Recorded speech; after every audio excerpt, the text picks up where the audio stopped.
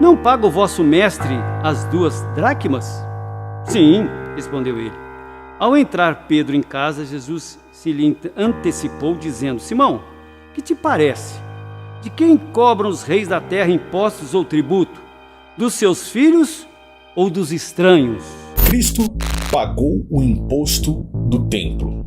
E nesse versículo, existe uma mensagem escondida que o sistema religioso nunca irá lhe mostrar, pois nessa mesma passagem, o Messias deixa claro que aquele templo não era o templo de seu pai, não era o templo do Criador. Esse versículo dá amparo para que você possa entender o verdadeiro evangelho e separar do falso evangelho que hoje é pregado dentro desses falsos templos de pedra.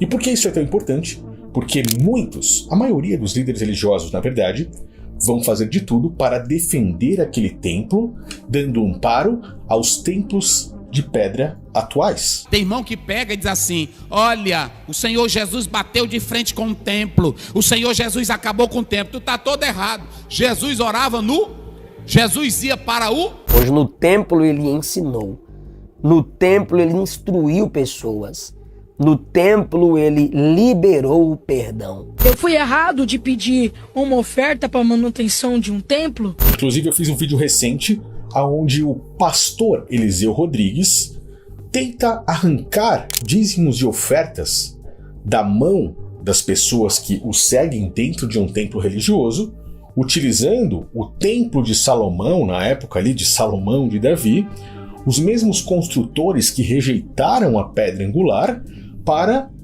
trazer isso nos dias atuais e fazer com que essas pessoas tragam-lhe ofertas. O dinheiro é um assunto altamente espiritual na Bíblia. Davi recebe do povo ofertas para a construção e manutenção da casa de Deus. E ele mesmo veio comentar recentemente nesse meu vídeo, como você está vendo aí, de uma forma que me surpreendeu e surpreendeu a muitos. Ele poderia me ensinar o próprio evangelho, já que ele é um pastor e se diz tão inteligente assim, chamando a mim e a muitos outros de burros, mas ele preferiu mostrar os seus verdadeiros frutos, pois, como Cristo nos ensinou, conhecemos os falsos profetas pelos próprios frutos, e acabou depois excluindo esse comentário. Esses caras nunca vão lhe mostrar a verdade. E qual é esse versículo que fala que Cristo realmente deixa claro que o templo, aquele templo, não era o templo de Deus? Mateus 17, 24. Chegando o Messias até Cafarnaum, aproximaram-se de Pedro, o seu discípulo, aqueles que cobravam as dracmas. As dracmas eram o imposto justamente do próprio templo lá em Jerusalém. E perguntaram a Pedro: o seu mestre, ele não paga as dracmas? Ele não paga o imposto do templo? Já de uma forma estratégica, porque se ele não pagasse, já logo prenderiam ele ali juntamente com os próprios discípulos, tá? E aí Pedro, sem pensar, já disse sim, entrou na casa e chamou o próprio Messias. O próprio Cristo, nesse momento, traz uma mensagem extremamente sábia, não só para Pedro, mas para todos nós que temos sede de verdade. Ele diz assim: Pedro, o que te parece? De quem cobram os reis da terra os impostos, os tributos, o censo? Dos seus filhos ou dos alheios? Dos de fora. Eles cobram dos filhos ou das pessoas de fora da população? E aí Pedro disse: dos de fora, dos alheios. Cristo então responde: logo os filhos estão livres. Ou seja, se aquele templo que está cobrando os impostos de nós fosse de meu pai, será que nós, como filhos, deveríamos pagar? Estaríamos sendo cobrados? Ou seja, se aquele templo fosse do meu pai, fosse realmente de Deus, eles não estariam me cobrando. Então, esse templo não é do pai. E aí o próprio Messias diz assim: mas para que nós não escandalizemos esses caras, faz o seguinte: vai lá no mar, joga uma vara com anzol, o primeiro peixe que subir você puxa e tira de dentro da boca dele um estáter, toma-o em tuas mãos e paga por mim e por ti.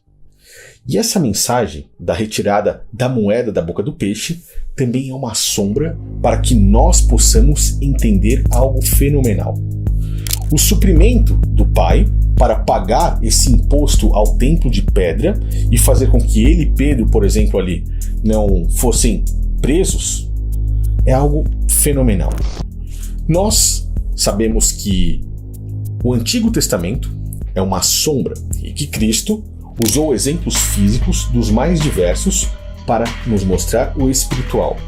É a lei, a carne, contra a graça, o espírito.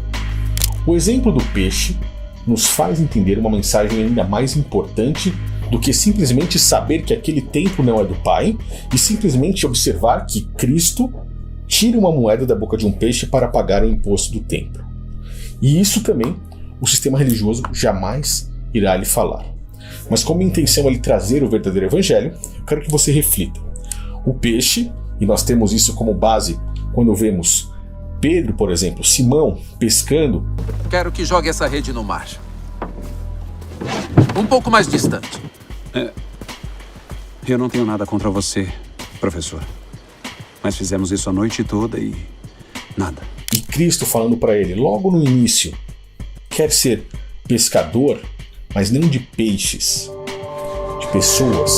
O que você quer de mim? Eu farei tudo o que você quiser. Siga-me. Pois o peixe representa na realidade o ser humano, as pessoas. O mar, a água, de acordo com as escrituras, é a grande população.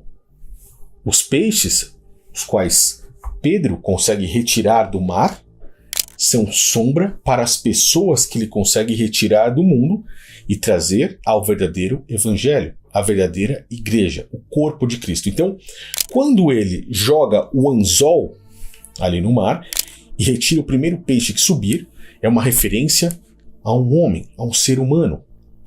Esse homem tem algo de valor que sai da sua boca. Uma moeda a qual faz com que Cristo e Pedro paguem o preço a esse falso sistema, para que eles possam continuar trazendo a sua palavra.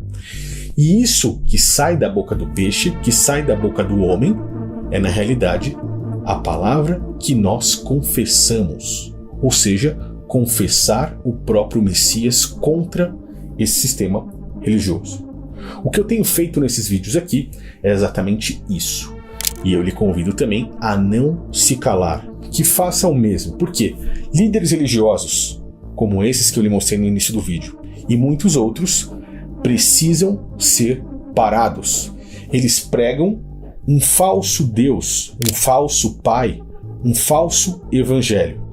É exatamente isso que nós precisamos fazer: confessar o próprio Messias, confessar a verdadeira palavra, o verdadeiro pão, o verdadeiro vinho, o qual nós devemos também beber e comer, não fisicamente, mas espiritualmente, porque é justamente isso que mostra o valor que nós podemos ter também pregando essas verdades. Conseguiu enxergar a profundidade de um versículo como esse?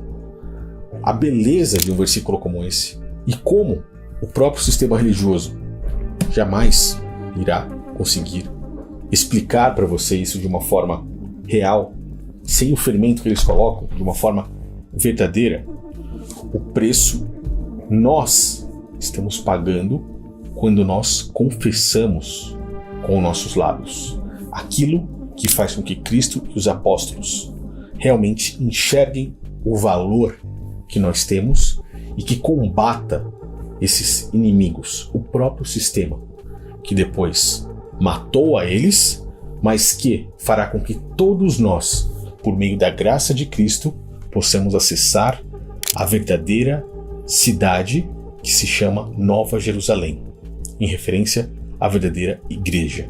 E lá, ao mesmo tempo, em nós, estaremos habitando verdadeiramente com o Pai em espírito e não mais fisicamente. Esse versículo ele é o princípio para que você possa entender vários outros, os quais eu irei abordar a partir dos próximos vídeos. Mas deixa aqui embaixo nos comentários, me diga, você conseguiu compreender ou já havia compreendido dessa forma algo que o sistema religioso jamais iria ensinar? Eu aguardo seus comentários e te aguardo também no próximo vídeo. Valeu!